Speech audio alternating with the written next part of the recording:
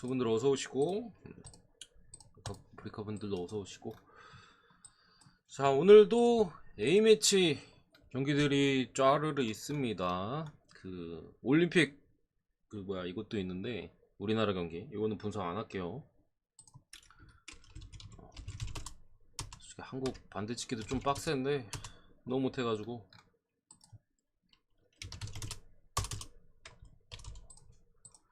좀 넘어가고.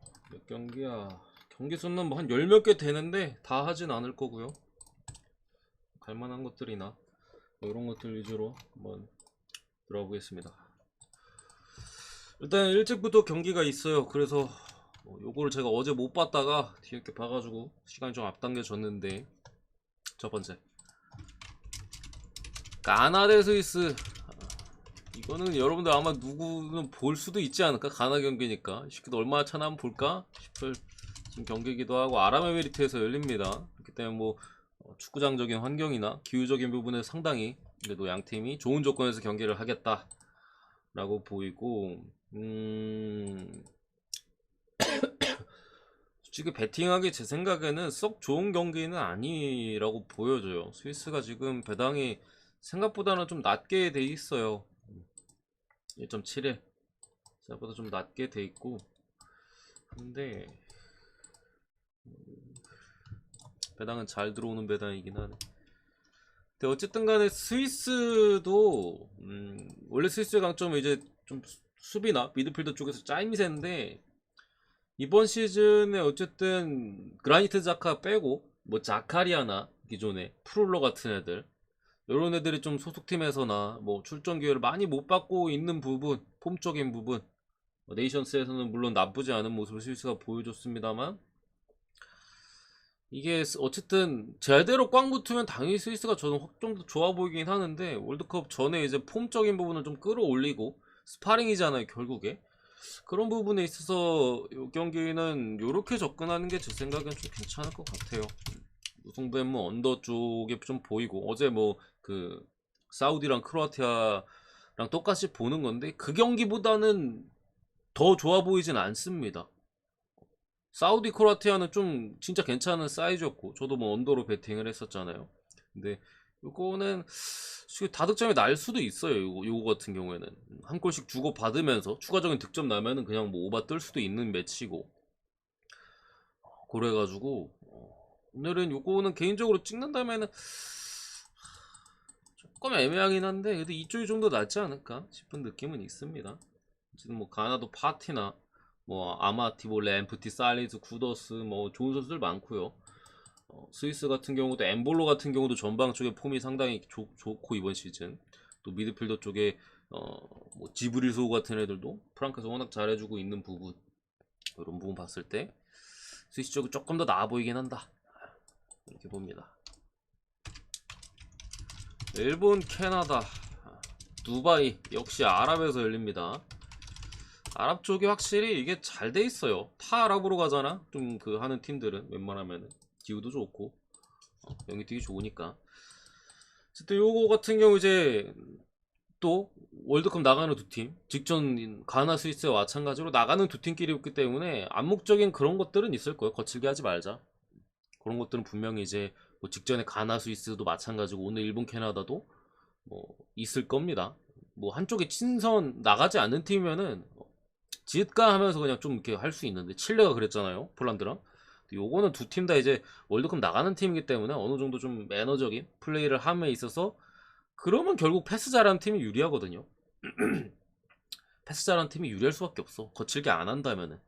심하게 패스는 결국 거칠게 해서 끊어줘야 되는데 몸싸움 해주고, 일본은 약점이 그나마 약점이 좀 몸싸움적인 부분이잖아요. 물론 좀 최근에 많이 개선이 되긴 했습니다만 그런 부분에 있어서 기본적으로 일본이 유리한 게임이라고 저는 생각을 하고요. 상황적인 부분 자체가 뭐 일본도 지금 상황이 이렇게 좋지는 않아요. 엔도 같은 이제 핵심 미드필더가 빠져 있고요.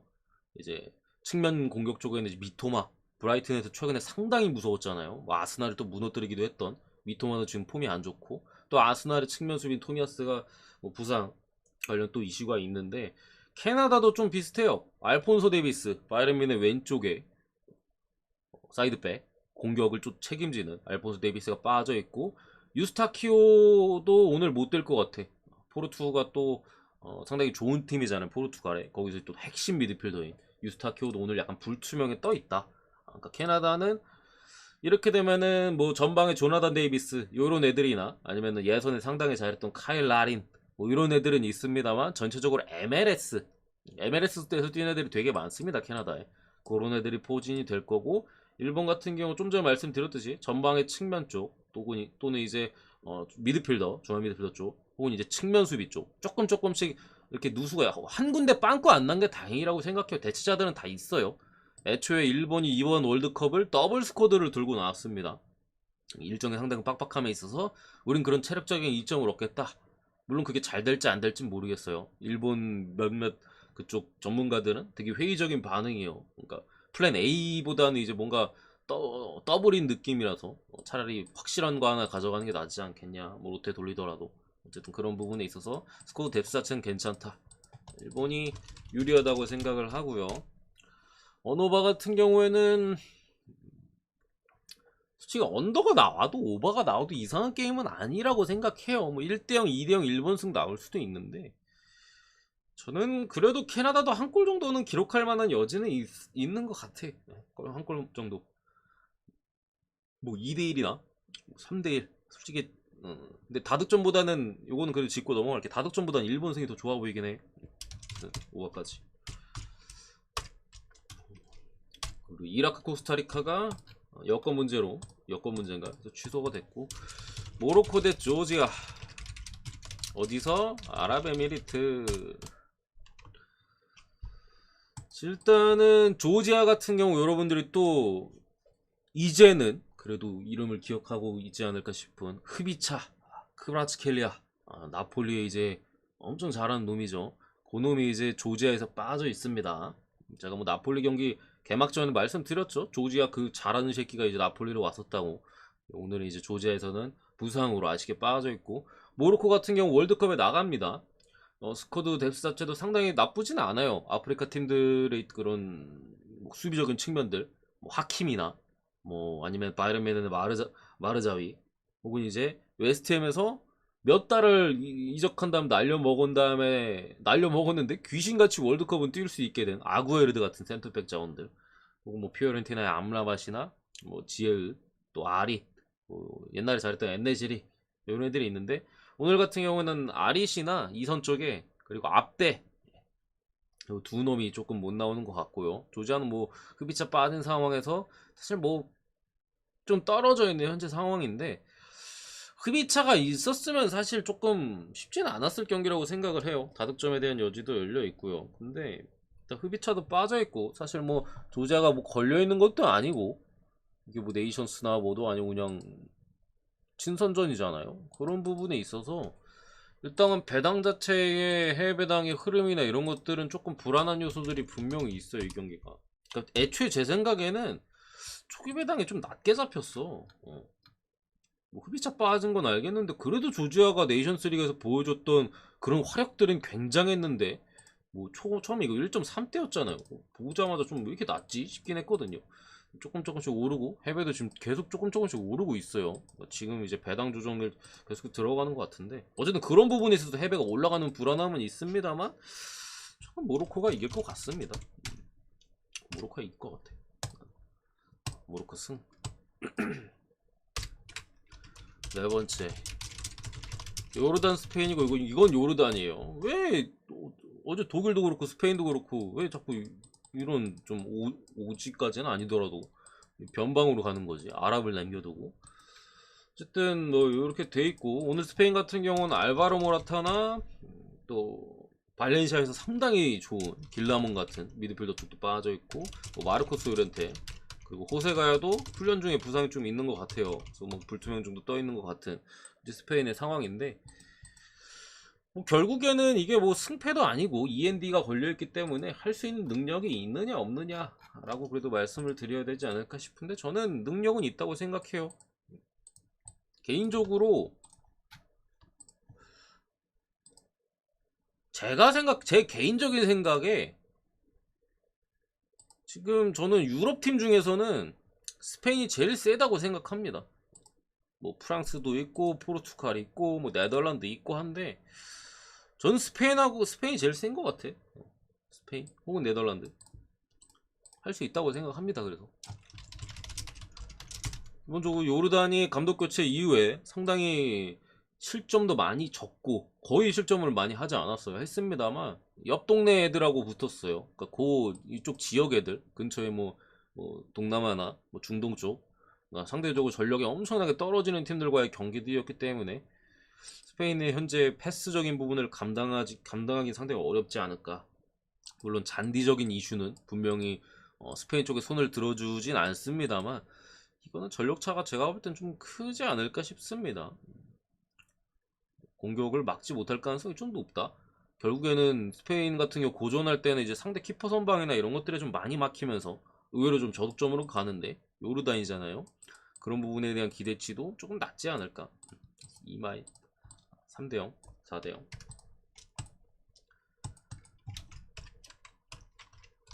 루마니아 대 슬로베니아. 이 경기는 일단은 사실 이런 경기는 뭐 어떻게 하든지 사실 정배를 찍기에는 조금 빡세긴 해. 그냥 쉽게 본다 하면은 풀엔이에요. 어쨌든 도찐개찐 팀끼리 만난 부분도 있고 분명히 슬로베니아가 네이션스 리그에서 보여줬던 그런 수비적인 집중력과 셰스코를 이용한 역습 한방 이런 것들은 굉장히 무섭기는 했거든요. 뭐 세르비아였나? 세르비아 뭐 노르웨이 뭐 이런 팀들을 상대로 상당히 잘 버티면서 무려 스웨덴이 떨어졌죠. 이때 세르비아, 노르웨이, 슬로베니아, 스웨덴. 슬로베니아가 초반에 엄청 막 2연패 받고 시작하고 막 이랬었는데 막판에 뭐 홈에서 노르웨이 잡고 스웨덴 원정에서도 기어코 이제 무승부를 캐내면서 그런 모습들이 있었다. 끈끈한 모습들이 분명히 있었기 때문에 사실 물론 이게 친선이어서 그런 그때 보여줬던 끈끈함이 안 나올 수도 있어. 안 나올 수도 있는데 그래도 오늘도 저는 오블락이나 쉐시코를 믿는 게 조금 더 낫지 않을까 싶습니다. 슬로우 프렘 보고요. 북마케도니아 대 핀란드. 핀란드 푸키 없어요. 북마켓 승 봅니다. 오케이. 푸키가 없다. 북마켓 승. 그리고 지금 이 A매치 일정도 의외로 조금은 쉽지 않은 일정이에요. 17일 오늘 경기죠. 이제 오늘 이제 뭐 밤부터 새벽에 이렇게 경기가 있고 20일에 또 경기가 있어요. 그런 부분들.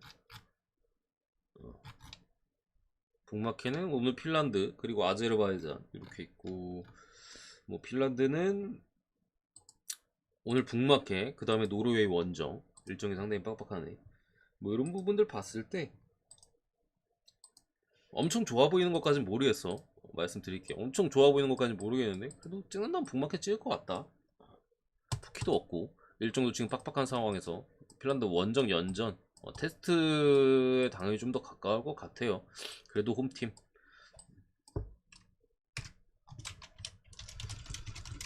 포르투갈 대 나이지리아. 자 이제 또 우승 후보 중에 한 팀인 포르투갈의 경기인데 또 우리나라 오늘 우리나라 그 같은 조 팀들이 좀 경기가 많네요. 흥미롭네 생각보다. 어쨌든 확실히 뭐 전력적인 우세는 포르투갈이 가지고 있어요. 당연히 나이지리아가 물론 아프리카 쪽에서는 월드컵 진출 단골 손님이고 전력도 그렇게 나쁘지 않습니다. 요즘 뭐 어디야 아탈란타에서 날아다니는 루크먼이나 혹은 이제 로리앙 주포 전방에 모피 나이지리아입니다. 나이지리아 여기 이제 뭐 레스터의 미드필더 은디디나 뭐 에버튼의 이워비 그리고 아리부 얘가 어디였더라? 사우스햄튼 얘는 뭐 드리블이 좀 괜찮죠. 얘나 혹은 비아레알 쪽에 이제 젊은 개인기 좋은 츠크에제 역습을 통해서 한 방을 노릴 만한 전방 쪽에서 자원들은 분명히 가지고 있는 상황에서 포르투갈이 어느 정도 해줄 것이냐 싸움인데 포르투갈이 지금 분위기가 좀 별로 좋지가 않아요. 북마켓 안 나가요. 아니 당연히 안 나가지. 아니 모를 수도 있지. 북마켓도 안 나가고 핀란드도 안 나갑니다. 뭐 슬로베니아도 안 나가고요. 루마니아도 안 나가고. 어쨌든 모르겠다. 포르투갈이 지금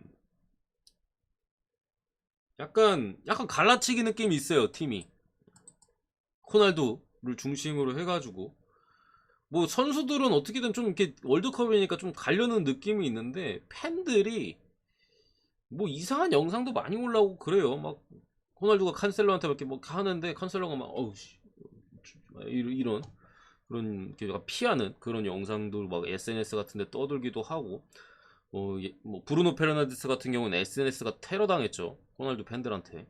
그 중에서 또 일부는 포르투갈 쪽 팬이고 전체적으로 이게 팀이 이게 확실하게 분열이 됐다는 느낌은 없어요. 그러니까 아직까지 선수들도 월드컵이니까 이렇게 해보자 약간 이런 느낌은 있는데 여론이나 이런 것들이 자꾸 이게 시비를 걸어.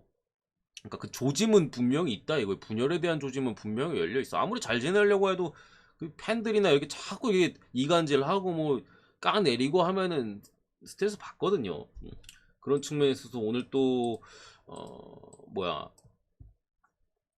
A매치 경기에 대한 이슈인 것도 있고 이게 월드컵 경기였으면 그래도 이악 물고 해보려고 할 텐데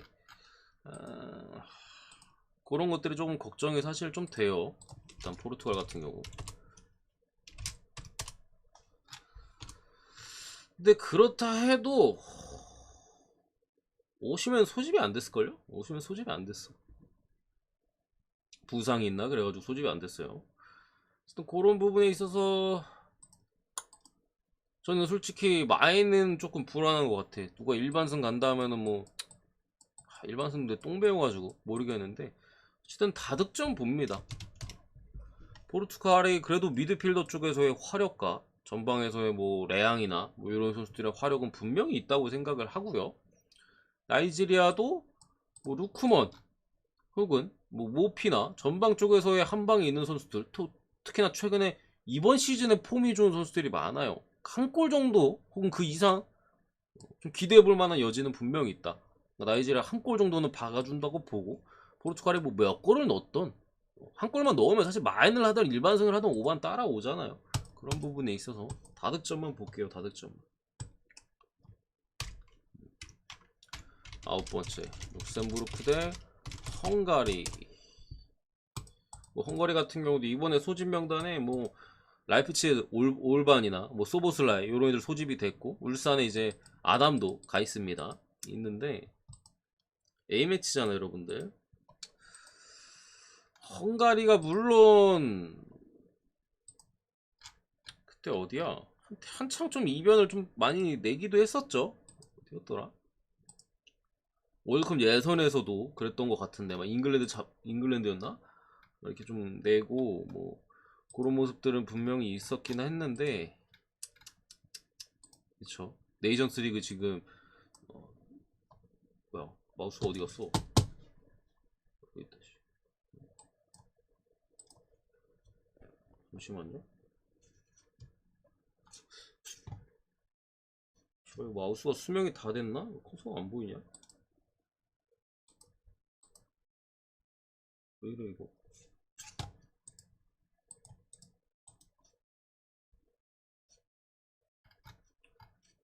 왜 커서가 안 보이니까 마우스가 어디 있는지 모르겠네.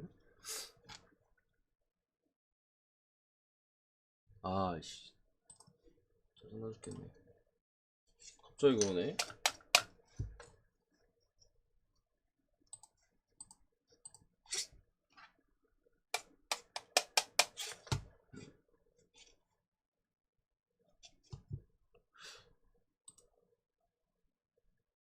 아니 잠시만요. 커서가 안 보여 나. 어디 갔어? 자료를 띄워놔야 되는데. 어쨌든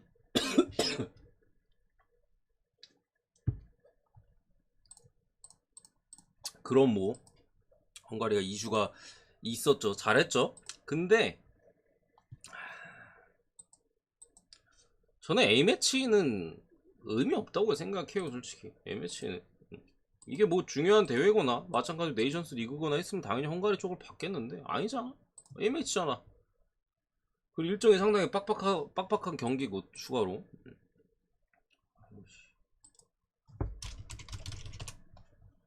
인터넷창 새로 띄워야겠다.